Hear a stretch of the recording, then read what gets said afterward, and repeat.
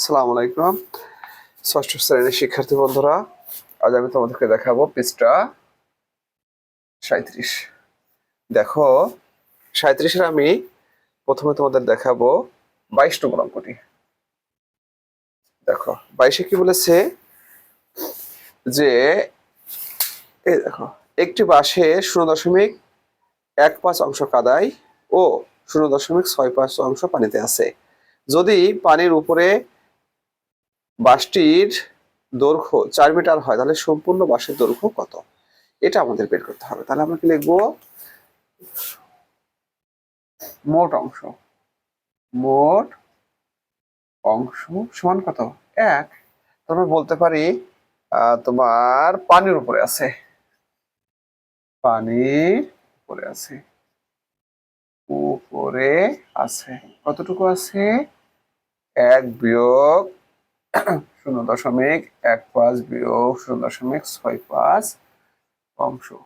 কারণ সম্পূর্ণ অংশ থেকে আমরা যদি কাদার অংশ এবং পানির অংশ বাদ দিই, তাহলে পানির উপরের অংশ বেরিয়ে আসবে। তাহলে কত হয় বিয়োগ করলে দেখো, 1.00 0.15 আমরা বিয়োগ করে দেখি কত হয়। হবে হলো 5.8.0। ওকে, তাহলে 0.85 বিয়োগ 0.65 অংশ, তাহলে কত হয় এখন? 0.65 বিয়োগ করলে কত হবে? 0.20 অংশ। তাহলে এটাকে আমরা কি করতে পারি? 20/100, তাই না? পূর্ণ সংখ্যায় রূপান্তর করে ভগ্নাংশ রূপান্তর করলাম। 20 একে 20, 5 20 সমান 1/5 অংশ। এরকম আমরা বলতে পারি। হ্যাঁ, তাহলে আমাদের 1/5 অংশ হলো পানির উপরে আছে। এখন দেখো, এখানে পানির উপরের অংশের দৈর্ঘ্য দেওয়া আছে কত? 4 মিটার। তাহলে আমরা লিখতে পারি যে 1/5 অংশ সমান 4 মিটার। অতএব 1 অংশ সমান কত হবে? 4/1/5 মিটার। তাহলে কত হবে? 4 গুণন 5/1 মিটার, তাই তো? তাহলে গুণলে কত হয়? সমান কত? 20 মিটার। দেখো 4 5 20। অতএব 1 অংশের মানে তো আমাদের উত্তর। তাহলে আমরা কি লিখতে পারি? সম্পূর্ণ বাঁশের দৈর্ঘ্য। অতএব সম্পূর্ণ সম্পূর্ণ বাঁশের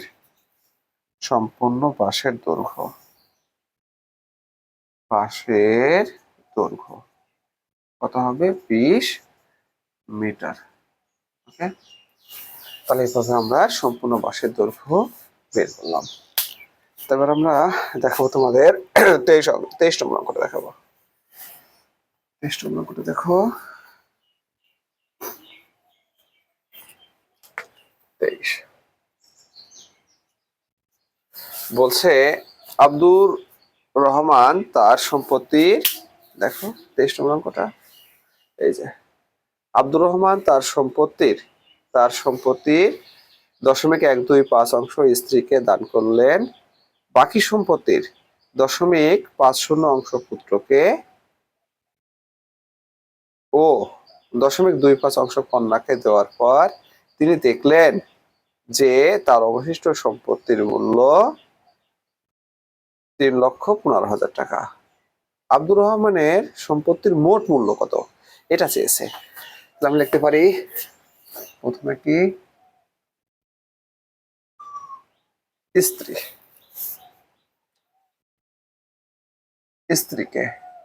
স্ত্রীকে দেওয়ার পর অবশিষ্ট আছে কত? 1 বিয়োগ 0.125 অংশ। তাহলে বিয়োগ করে দেখো, 1.000 আর 0.125, তাহলে কত থাকে এখানে? 5 7 8, 0.875 অংশ। তাহলে এটাকে আমরা 875/1000। আমরা জানি দশমিকের জন্য একটা 1 নিতে হয়, দশমিকের পরে যে কয়টা হয় সে কয়টা 0 নিতে হয়, তাই না? আমরা কাটাকাটি করে দেখি কতবার যায়। 4 25 একশো শূন্য। তাহলে 3×25 75, তাই না? 75, 76, 77, 78, 79, 80।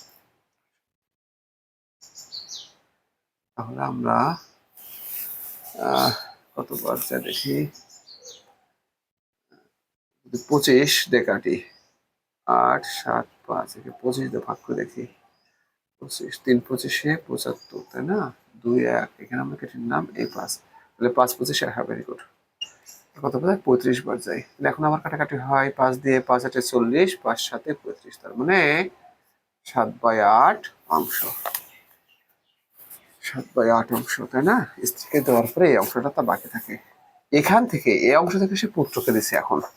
তাহলে কি দেখবো আমরা? পুত্রকে দেয় লাগবো আমরা। পুত্রকে দেয় কত?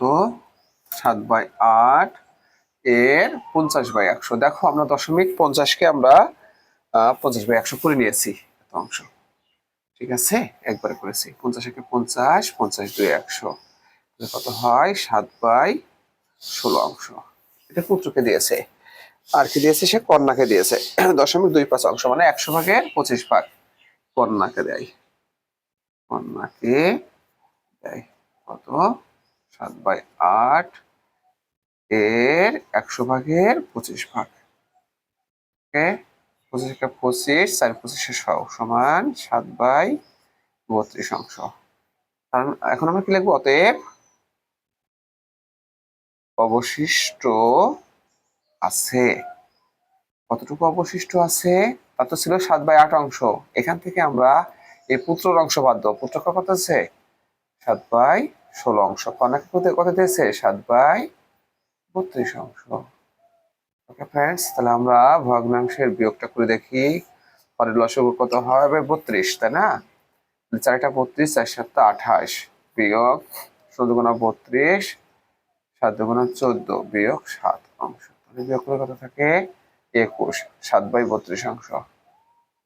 7/32 অংশ।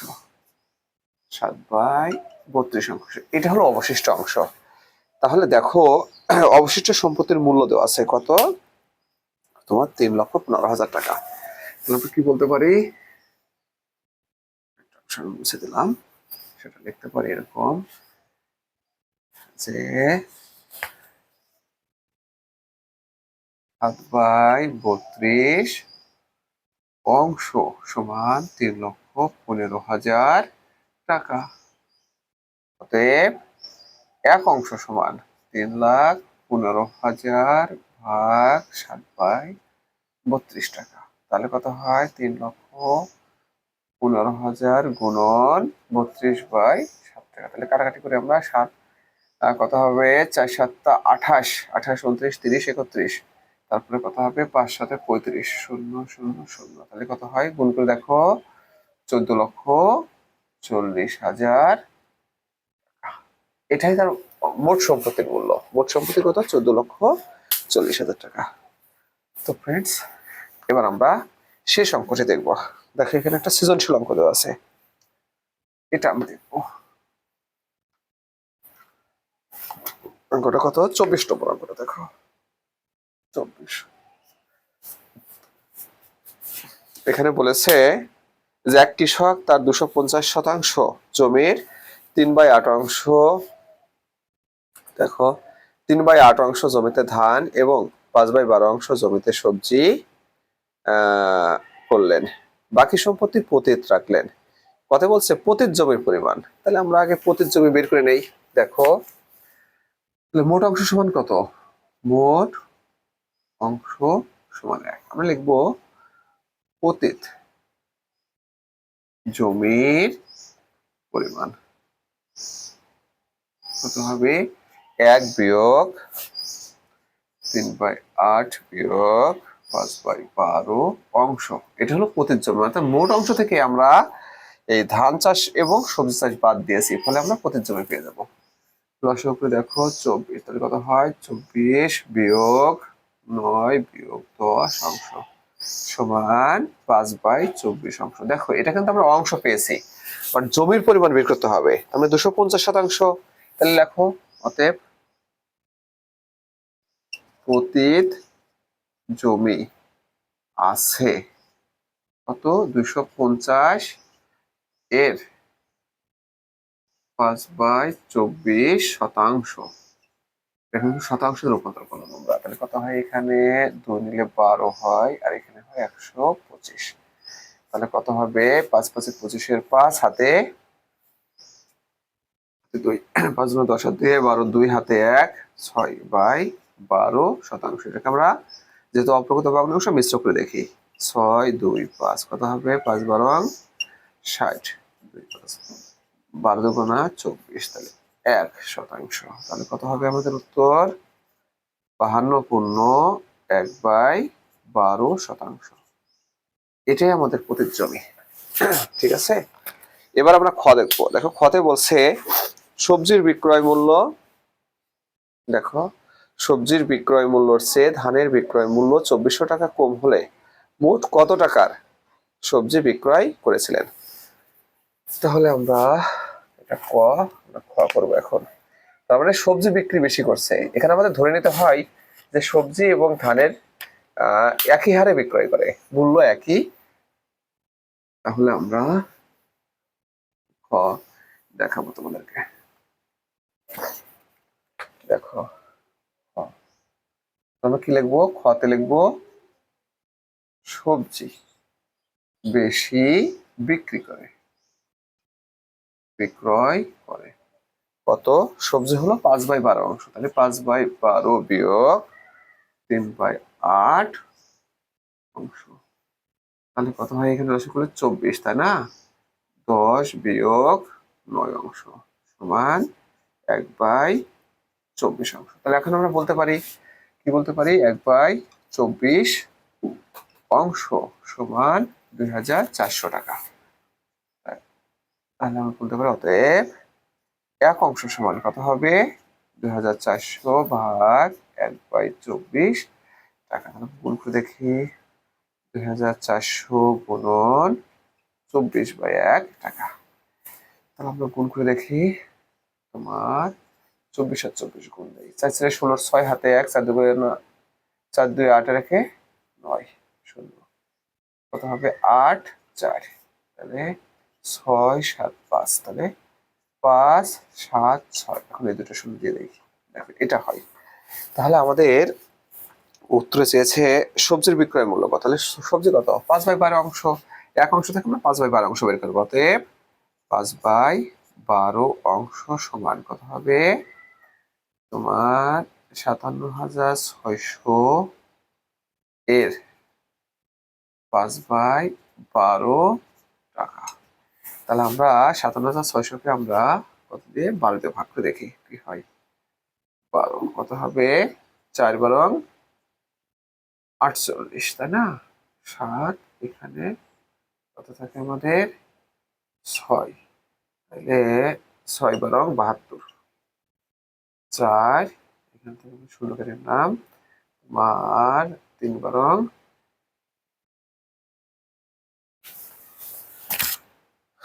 57,600 আমরা 12 দিয়ে ভাগ করবো,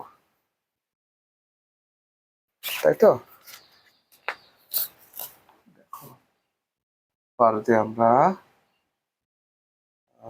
অবশ্যই 57,600 কত যাবে আমাদের 4 বার 4 12 48, কত 17 হবে 9 হবে, সরি 6 কাটলাম, তাই না, তাহলে কত হবে 8 12 96।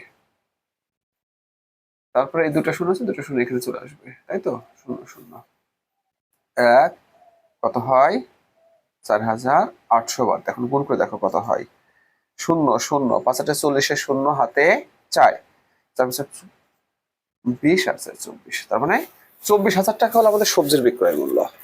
ঠিক আছে, এখন দেখো গতে কি বলেছে, গতে বলছে যদি সম্পূর্ণ অংশ সবজি বিক্রি করা হয়, সরি সম্পূর্ণ জমিতে, দেখো সম্পূর্ণ জমিতে ধান চাষ করলে তিনি কত টাকার ধান বিক্রি করতে পারবেন। তাহলে একই অঙ্ক লিখবো, শুধু ধরি ধরি ধান চাষ করে কত 1 ধান চাষ করে 1, তাহলে আমরা বলতে পারি ক হতে পাই, কি লিখবো, সরি ক না, খ হতে পাই, খ হতে পাই। কি পেয়েছিলাম আমরা, যে